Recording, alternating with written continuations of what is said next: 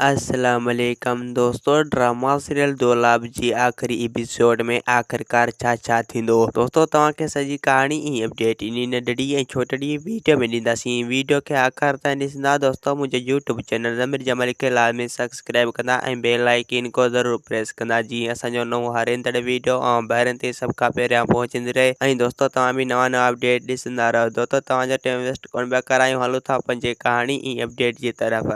दोस्तों हाणे तव्हां ॾिसंदो त मुराद जेको आहे हाणे वञी रहिस मंसूर सां मिलंदो। रहिस मंसूर खे चवंदो त तव्हां कीअं बि करे हाणे छोकिरी मुंहिंजे हवाले कयो। रहिस मंसूर चवंदो त छोकिरी कूंज त मूं रेज़न वारनि जे हवाले करे छॾी, छो जो अगरि मां छोकिरी कूंज हुननि जे हवाले न कयां त पोइ कूंज घणो परेशान हुजे हा। उन जे करे मूंखे होॾे कूंज जो ध्यानु हुयो, जॾहिं कूंज जे मर्ज़ी सां मूं उन्हनि जे हवाले कयो।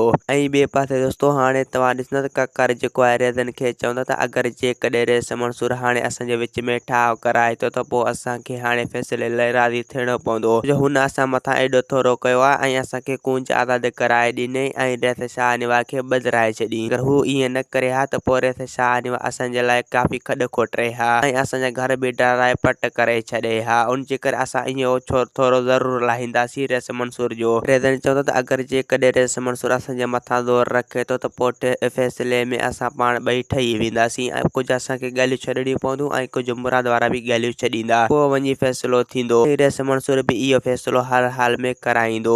ऐं ॿिए पासे दोस्तों हाणे तव्हां ॾिसंदो त रहिस मंसूर जेको आहे मुराद खे हाणे फ़ैसिले लाइ राज़ी कंदो। मुराद खे चवंदो त अगरि तूं जेकॾहिं फ़ैसिले में राज़ी थी वञी थो त पोइ तूं इहो बेफ़िकर थी रह, मां तव्हांजे विच में ठाव कराईंदुसि, छो जो मां नथो चाहियां त दुश्मनियूं हलनि। उन जे करे हाणे रहिस शाहनिवाज़ बि गिरफ़्तार थी चुको आहे। हाणे कोई बि शैतान नाहे रहियो। उन जे करे हाणे तव्हांखे हिकु थियणो पवंदो। मां बि रेज़न वारनि खे राज़ी करे वठंदुसि। दोस्तों असांखे ॾींदा इजाज़त, वरी तव्हां सां मिलंदासीं के नई ईंदड़ वीडियो में। जेसीं ताईं पंहिंजो ख़्यालु रखना। खुदा हाफ़िज़।